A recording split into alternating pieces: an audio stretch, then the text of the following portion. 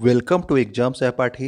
आज के इस समसामयिक घटनाओं और सामान्य ज्ञान की अपनी सीरीज़ में हम लोग 18वां सीरीज़ कर रहे हैं। ठीक है, इसमें हम लोग करंट अफेयर्स और जीके के डेली करंट अफेयर्स देखते हैं और इनका रिवीजन भी करते हैं।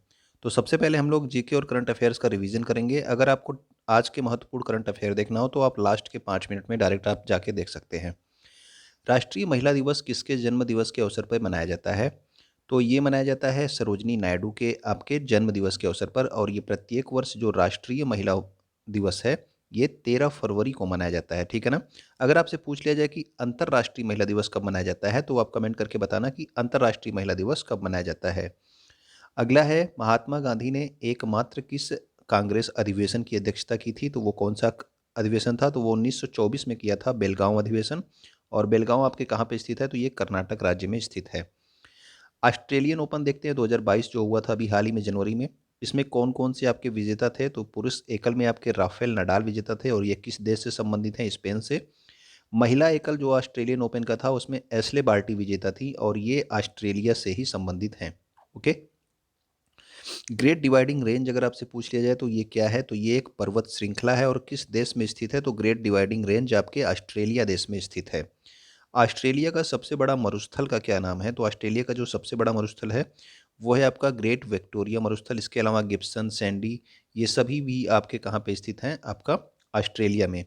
अगर आपको याद हो कि प्यासी भूमि का देश किसको कहा जाता है तो आप लोग कमेंट करके बताना, प्यासी भूमि का देश किसे कहा जाता है। विश्व का सबसे पुराना लोकतंत्र कौन सा है? तो सबसे पुराना लोकतंत्र आपका अमेरिका है और सबसे बड़ा लोकतंत्र आप सबको पता है कौन है, वो है भारत। देहला, सहतूत और सल्मा बांध कहाँ पर स्थित है? तो ये किस देश में है? देहला, सहतूत, सतूत इसको बोलते हैं, ठीक है। और सल्मा बांध तो ये होता है आपका अफगानिस्तान में स्थित है। डिजिटल कौशल तत्परता सूचकांक में भारत किस स्थान पे है? अभी हाल ही में ये जारी की गई थी और इसमें जो है भारत पहले स्थान पे है। सेल्स फोर्स ने इसको जारी किया था। ठीक है। विश्व के प्रथम नैनो यूरिया का निर्माण किसके द्वारा किया गया? तो सबसे पहले जो नैनो यूरिया है इसका निर्माण किया गया इफ़को के द्वारा। ठीक है।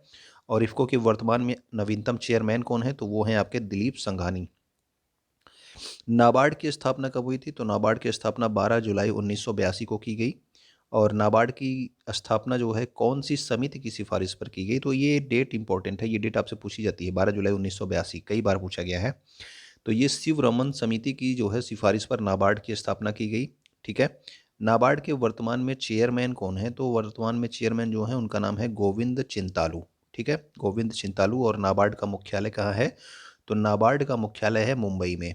अगर आपको पता हो कि सिडबी का मुख्यालय कहाँ है, ठीक है ना, सिडबी का मुख्यालय इंपॉर्टेंट है। अगर आपको इसका मुख्यालय पता हो तो आप कमेंट करके बताना कि सिडबी का मुख्यालय कहाँ पर स्थित है। सतत विकास के कितने लक्ष्य निर्धारित किए गए हैं? तो सतत विकास में लक्ष्य जो है ये इंपॉर्टेंट है और इनको कब तक जो है पाने के लिए लक्ष्य रखा गया है? तो 2030 तक पाने के लिए लक्ष्य रखा गया है। और इसमें जो लक्ष्य निर्धारित किए गए हैं कुल 17 हैं। हाल ही में जिस स्कॉर्पियन श्रेणी की 5वीं पनडुब्बी का परीक्षण किया गया उसका क्या नाम है? तो अभी हाल ही में स्कॉर्पियन श्रेणी की 5वीं पनडुब्बी का परीक्षण किया गया, उसका नाम है आपका INS वागीर। और ये आपका प्रोजेक्ट 75 के अंदर बनाया जा रहा है। ठीक है, प्रोजेक्ट 75 के अंतर्गत बनाया जा रहा है भारत और फ्रांस के द्वारा। भारतीय तटरक्षक दिवस कब मनाया जाता है? तो तटरक्षक दिवस यानी कि कोस्ट गार्ड डे आपका मनाया जाता है, ये मनाया जाता है 1 फरवरी को। ठीक है, प्रत्येक वर्ष 1 फरवरी को मनाया जाता है तटरक्षक दिवस। समान सिविल संहिता लागू करने वाला राज्य कौन सा है? तो समान सिविल संहिता जो है यानी कि UCC है, ये यूनिफॉर्म सिविल कोड, ये जो है आपके किस राज्य में लागू है? तो ये गोवा राज्य में लागू है। ठीक है, ये संविधान के किस जो है अनुच्छेद में आपको UCC का जो है यानी कि समान सिविल संहिता का जो है प्रावधान किया गया है वो आप कमेंट करके बताना। ठीक है ना।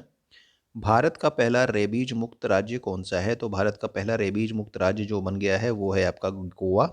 और हर घर जल जो पहुंचाने वाला राज्य बन गया है वो भी आपका कौन सा है? वो भी आपका गोवा है।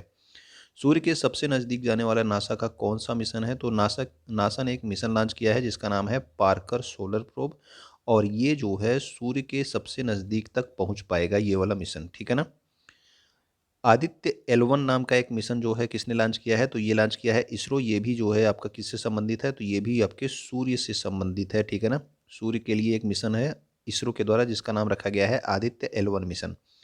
इसरो की स्थापना कब की गई थी? तो इसरो की स्थापना 15 अगस्त 1969 को की गई थी। ठीक है ना। और इसके जो है वर्तमान में चेयरमैन कौन बनाए गए हैं, ये आप कमेंट करके बताएंगे। आपको कई बार बताया गया है कि इसरो के वर्तमान में चेयरमैन कौन है। 15 अगस्त 1969 को इसकी स्थापना होती है। विज्ञान में महिलाओं और बालिकाओं के योगदान का दिवस कब मनाया जाता है? तो विज्ञान में महिलाओं और बालिकाओं के योगदान का दिवस मनाया जाता है 11 फरवरी को। ओके।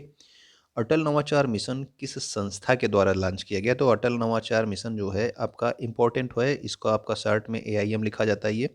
तो ये आपका अटल नवाचार मिशन जो है काफ़ी इम्पोर्टेंट है, और ये लॉन्च किया गया नीति आयोग के द्वारा। ठीक है, तो नीति आयोग ने इसको लॉन्च किया था।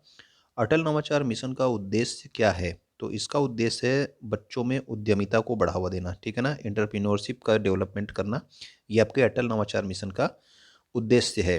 नीति आयोग के वर्तमान में CEO कौन है? तो CEO हैं अमिताभ कांत। और नीति आयोग के वर्तमान में अध्यक्ष कौन है? तो देखिए, नीति आयोग के जो अध्यक्ष होते हैं वो भारत के प्रधानमंत्री होते हैं। जो भी प्रधानमंत्री रहेंगे वो आपके नीति आयोग के अध्यक्ष रहेंगे। तो वर्तमान में जो आपके नीति आयोग के अध्यक्ष हैं वो हैं आपके नरेंद्र मोदी। और नीति आयोग के CEO कौन है? तो CEO हैं अमिताभ कांत। नीति आयोग की स्थापना कब की गई? तो नीति आयोग की जो स्थापना की गई वो की गई थी 1 जनवरी 2015 को। ओके।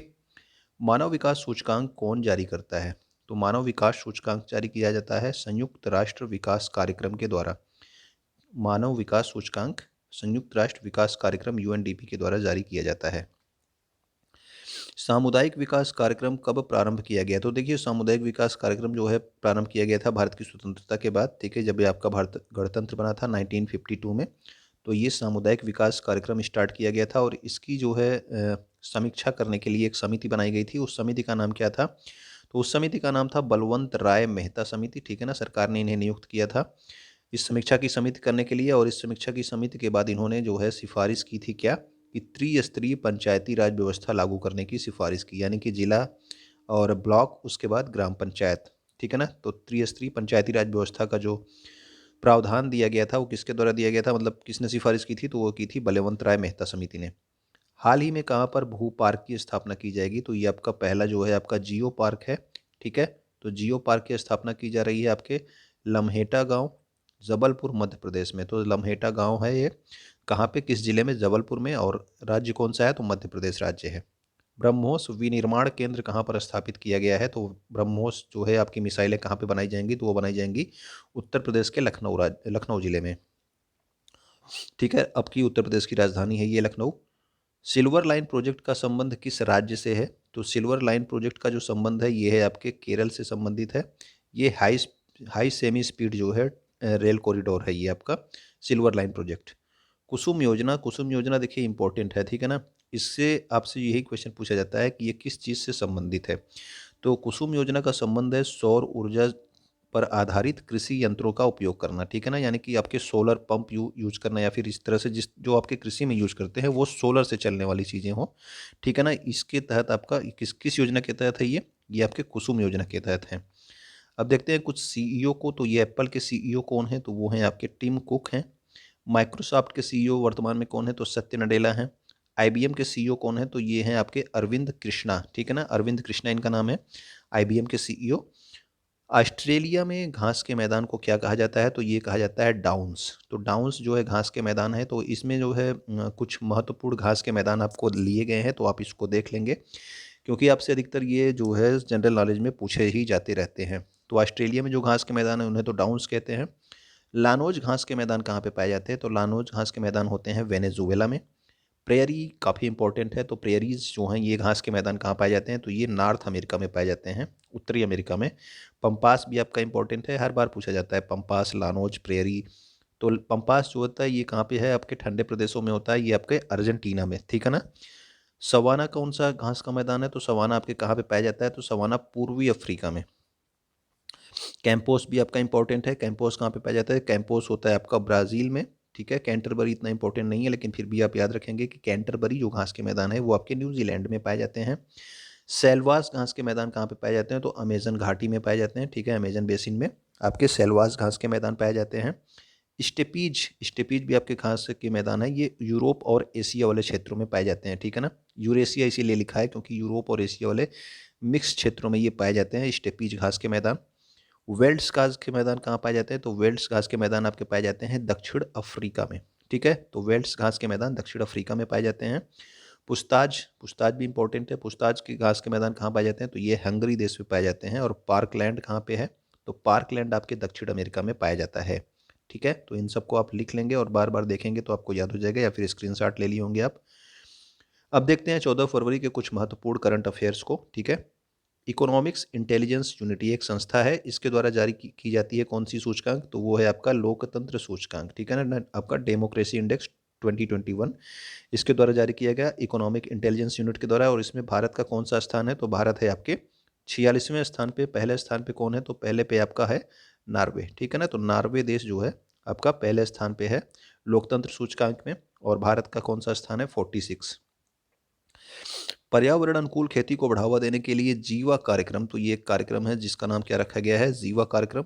तो जीवा कार्यक्रम किसके द्वारा शुरू किया गया? तो ये शुरू किया गया नाबार्ड के द्वारा। ठीक है ना, पर्यावरण अनुकूल की खेती को बढ़ावा देने के लिए जीवा कार्यक्रम नाबार्ड के द्वारा स्टार्ट किया गया। नाबार्ड जो है अभी आपने देखा था कि इसकी स्थापना 12 जुलाई 1982 को की गई थी। इसका मुख्यालय मुंबई में है और गोविंद चिंतालू इसके अध्यक्ष हैं।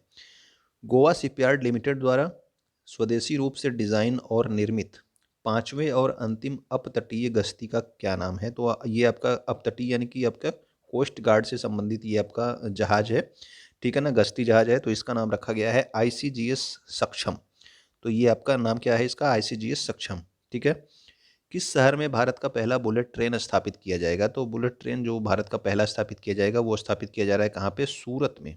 ठीक है, तो सूरत में जो है भारत का पहला बुलेट ट्रेन स्टेशन, ठीक है, बुलेट ट्रेन का स्टेशन है ये, पहला स्टेशन आपका सूरत में बनाया जा रहा है।